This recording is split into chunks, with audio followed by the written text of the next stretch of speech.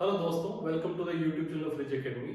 और अब जो हमारा नेक्स्ट टॉपिक हम करने वाले हैं वो है सिंपल इंटरेस्ट, कंपाउंड इंटरेस्ट, जिसमें आज पार्ट 1 है और इसके अंदर हम सिंपल इंटरेस्ट डिस्कस करेंगे। देखिए, इंटरेस्ट क्या होता है? इंटरेस्ट वो अमाउंट है जो एक बोरोवर पैसे इस्तेमाल करने की वजह से देता है, मतलब ब्याज देता है कि भाई मैंने आपसे पैसे लिए थे तो मैंने आपके पैसे इस्तेमाल किए इतने दिन, तो आप उसका ब्याज ले लीजिए। That is simple interest. Compound interest क्या होता है? कंपाउंड इंटरेस्ट भी वही इंटरेस्ट है, लेकिन इसके अंदर क्या होता है कि ब्याज के ऊपर भी आपको ब्याज देना पड़ता है। तो ये सिंपल और कंपाउंड का ये डिफरेंस है। सिंपल इंटरेस्ट प्रिंसिपल पे लगता है और कंपाउंड इंटरेस्ट अमाउंट पे लगता है। वो आप ग्रेजुअली समझेंगे जैसे हम आगे पढ़ेंगे। तो देखिए, सबसे पहले सिंपल इंटरेस्ट का फॉर्मूला क्या है? SI is equal to P into R into T by 100। अब इसमें SI stands for simple interest, P for principal, R for rate, T for time और ये 100 है। तो एक्चुअली में क्या होता है, जो आपका रेट होता है, रेट वो अमाउंट होता है जैसे कि 100 रुपए पे जो एक साल में आप इंटरेस्ट देते हैं, rate of interest per annum. ठीक है, 100 रुपए पे वही होता है rate of interest per annum. T मतलब होता है टाइम। टाइम यहाँ पे ईयर्स में होगा नॉर्मली। अगर मान लीजिए टाइम आपका ईयर्स में नहीं है, मंथ्स में नहीं है, तो you have to represent it as fraction of year, मतलब आपको उसको फ्रैक्शन बनाना पड़ेगा। मान लीजिए एक महीना, तो उसको 1/12 लिखेंगे टाइम की जगह। सही है, इतना ही सिंपल फॉर्मूला है और बिल्कुल एकदम सिंपल से हम कॉम्प्लेक्स क्वेश्चंस करते चलेंगे आज सिंपल इंटरेस्ट के। सबसे पहला क्वेश्चन देखिए, इसके अंदर क्या क्या रखा है? इसने प्रिंसिपल बता रखा है कि ₹14,000। ठीक है, इसने प्रिंसिपल बता रखा है। उसके बाद इसमें रेट बता रखा है। रेट क्या बोल रहा है? 15% पर एनम। ठीक है, मतलब साल पे कैलकुलेट होता है। उसके बाद ये क्या बोल रहा है? टाइम इसने बता रखा है 3 ईयर 6 मंथ्स। ठीक है, देखिए सिंपल सा है। इसी सब जो चीज आपके पास अवेलेबल है इसको फॉर्मूले में डाल दीजिए। 14,000 इंटू 15। अब ये पर एनम है तो ये 3 और ये 6 है, तो 6 को मैं 0.5 लिख सकता हूं, मतलब मैं यहां पे लिख सकता हूं 3.5 ईयर्स, है ना, डिवाइडेड बाय 100। बस आप इसको सोल्व कर लीजिए। मतलब आपका कितना आ गया? 14 इंटू 15 इंटू 35। यही आ गया। 14 इंटू 15 क्या होता है? 210 इंटू 35।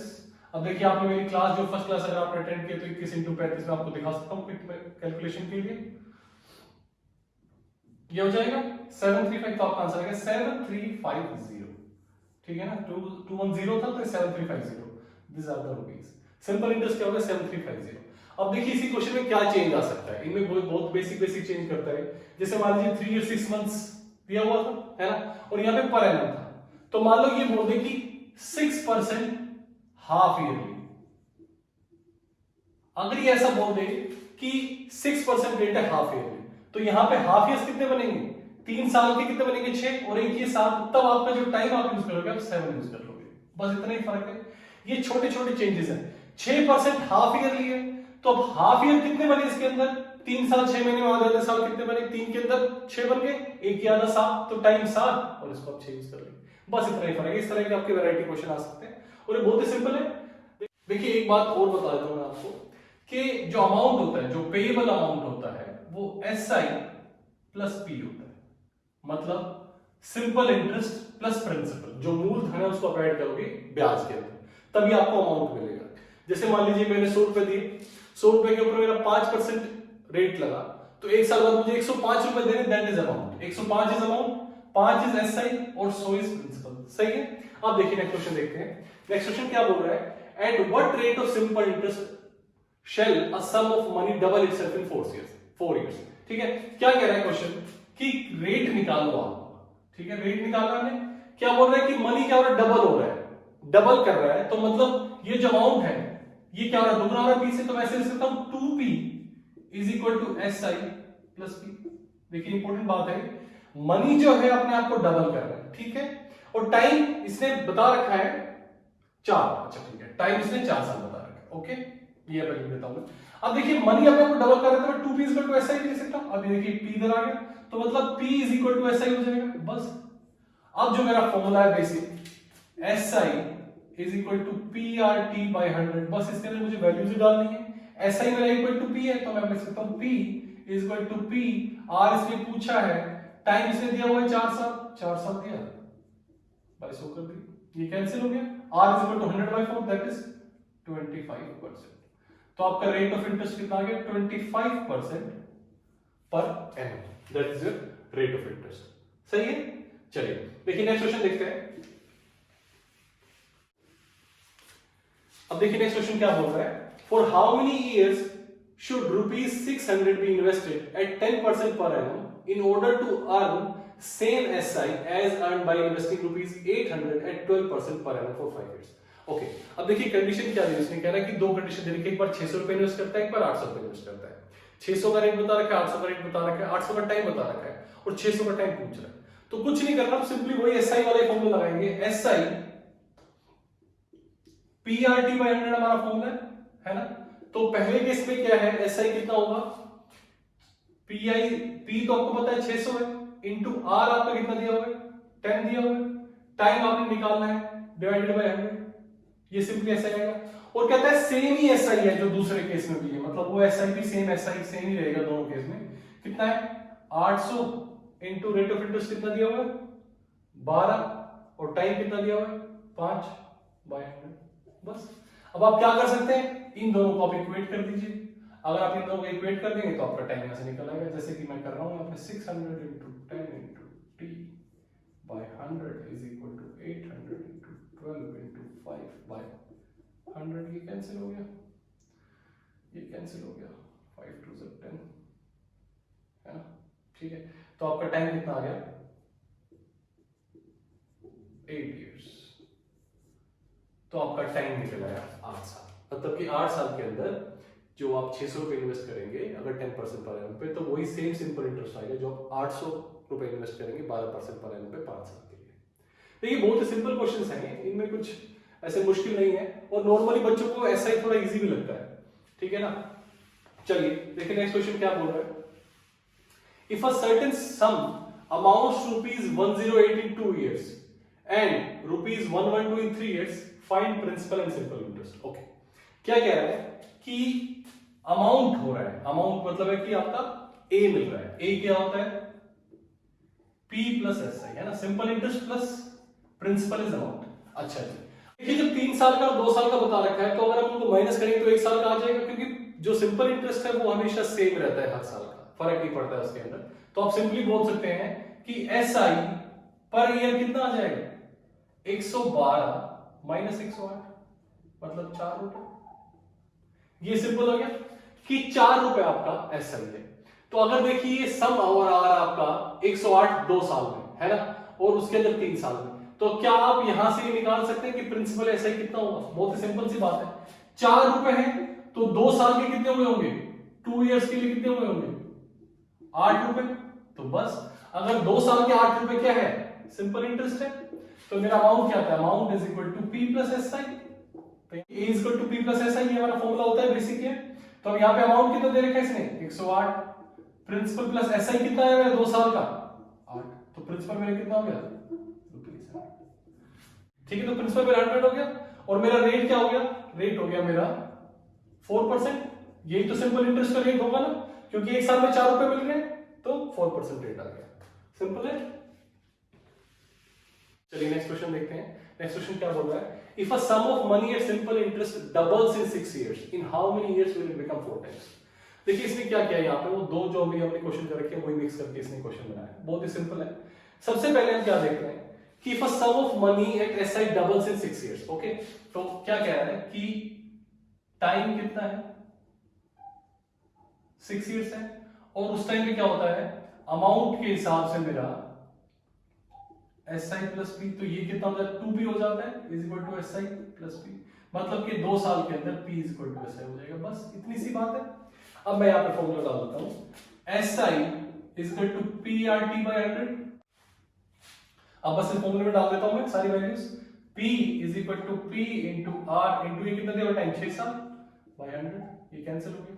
r कितना आ गया 100 बाई 6, इसको 50 बाई 3 लिख लो, तो r में आ गया 50 बाई 3। अब देखिए इस r को मुझे नेक्स्ट में यूज करना है। क्या कह रहे हैं, how many years will it become 4 times. तो 4 टाइम्स बनाना है, जब ये 4 होगा तो एस आई कितना हो जाएगा 3p हो जाएगा। तो मैं यहां पे लिख रहा हूं 3p is equal to p into R कितना है 50 बाई 3 और इंटू टाइम क्या है इसने पूछा ही है, और यहाँ पे इंटू 100 हो जाएगा है ना। तो बस आपको यही सोल्व करना है, पीसीपी कैंसिल हो गया, ये ऊपर चला जाएगा 9 into 2 is equal to T, कितना आ गया 18 ईयर्स। ठीक है, तो आपने बस क्या किया, आपने इस फर्स्ट इक्वेशन में से आर निकाला, आर निकाल के आपने इसमें आर की वैल्यू डाली 50/3 और यहां से आपने टाइम निकाला 18 ईयर्स। अब देखिए इसी क्वेश्चन को अगर मैं एक बहुत ही सिंपल तरीके से बताता हूं आपको, क्या बोल रहा है कि 6 साल में डबल हो रहा है, मतलब कि इन 6 इयर्स मेरा सिंपल इंटरेस्ट कितना आ रहा है, इक्वल टू पी आ रहा है ना, यही क्वेश्चन है। अब ये क्या पूछ रहा है कि 4 टाइम्स बनाना है, 4 टाइम्स अगर अमाउंट को मुझे 4 टाइम्स बनाना है तो मतलब एक तो खुद भी हो ही जाएगा, प्लस मुझे 3 पी और चाहिए, है ना। अगर मुझे 3 पी और मिल गए तो मेरा टोटल अमाउंट 4 टाइम्स हो जाएगा। तो बस अगर एक भी मुझे 6 साल में मिलता है तो 3 पी कितने मिलेंगे, 18 साल, है ना। तो बस आप इसको इंटू 3 किया तो इसको इंटू 3 किया, तो सिंपली आप कहोगे 18 साल। बिना सोल्व करे आप यहीं से सोल्व कर सकते थे, मतलब बिना सोल्व करे आप यहीं से एकदम इजीली बता सकते थे कि 18 साल इसका आंसर है ना, क्योंकि 3 भी करना था, एक भी 6 साल में बना तो 6 की 18 साल में 3 भी बन जाएंगे। सिंपल है, ये डिफरेंट अप्रोच है। ओके, अब देखिए नेक्स्ट क्वेश्चन क्या बोल रहा है, Vinod Kumar invested ₹1600 for 3 years and ₹1100 for 4 years at same simple interest, है ना। तो इसने बोला है कि इसको जो टोटल इंटरेस्ट मिलता है वो 506 मिलता है, तो you have to find the rate of interest. देखिए क्वेश्चन बहुत ही सिंपल है, सब चीजें खुद ही दी रखी है इसने, कुछ ऐसा है ही नहीं। मैथ्स की अच्छी बात ये होती है क्वेश्चन खुद ही बताता है कि ये चीज यूज करके आप आंसर निकाल दो, और अगर कोई सब्जेक्ट होता तो आपको याद करना पड़ता है, इसके अंदर आपको खुद दिया हुआ वैल्यूज आप आराम से सोल्व कर सकते हैं, है ना। तो क्या बोल रहा है, Vinod Kumar invested ₹1600 for 3 years. Okay ji, ठीक है, ओके फाइन। कहता है कि टोटल इंटरेस्ट बता रखा है, तो मेरा सिंपल इंटरेस्ट का फॉर्मूला मैं बार बार लिख रहा हूं, हालांकि अब तक तो आपको याद हो ही गया होगा, PRT/100। तो इसमें दोनों सिंपल इंटरेस्ट का मैं ऐड करके 506 लाना है। तो पहले केस में क्या है 1600 इंटू रेट क्या दिया हुआ है, रेट हमें निकालना है, ओके, इंटू टाइम क्या दिया हुआ है 3 इयर्स दिए हुए शुरुआत वाले 2200, प्लस दूसरा क्या है कंडीशन 1100 रुपए, रेट सेम ही है, टाइम कितना दिया हुआ है 4 साल 2200, और ये किसके बराबर है, ये किसके बराबर है टोटल 506। बस मुझे ये इक्वेशन सोल्व करनी है, 506 is equal to 16 into r into 3 by 100। इसको सोल्व करना है, अगर इसको सोल्व करता हूं तो देखिए कर देता हूं, 506 is equal to 48r plus 44r, है ना। इन दोनों को मैं ऐड कर देता हूं, 506 इज इक्वल टू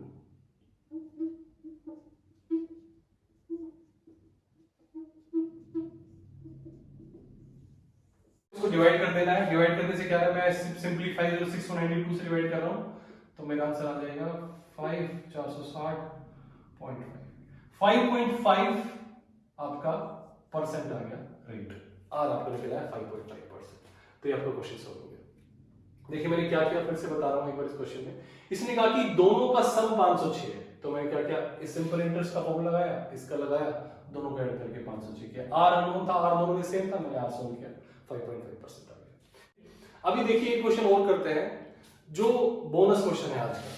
इसके अंदर क्या है कि कंपाउंड इंटरेस्ट को मैं आपको सिंपल इंटरेस्ट के तरीके से सोल्व करना सिखाऊंगा।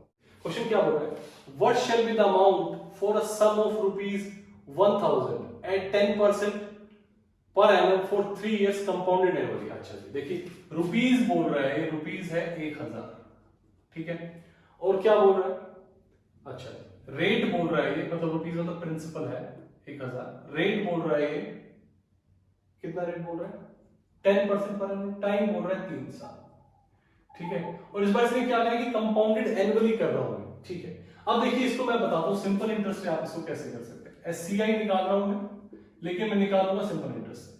सिंपल इंटरेस्ट पहले साल कितना होगा, PRT/100 हम ऐसे करते हैं, है ना, पहले साल के लिए बस टाइम 1 हो जाएगा, ओके। तो मेरा क्या आ जाएगा आंसर 1000 इंटू 10/100, 100 रुपीज आ गया। अब देखिए मुझे नेक्स्ट साल में क्या करना है, मुझे ऐड करना है, मुझे 100 रुपए भी ऐड करना है। मेरा कितना था 1000 था, तो 100 रुपए ऐड करके कितना हो गया 1100 इंटू 10/100, ठीक है, तो मेरे कितना आ गया 110 आ गया।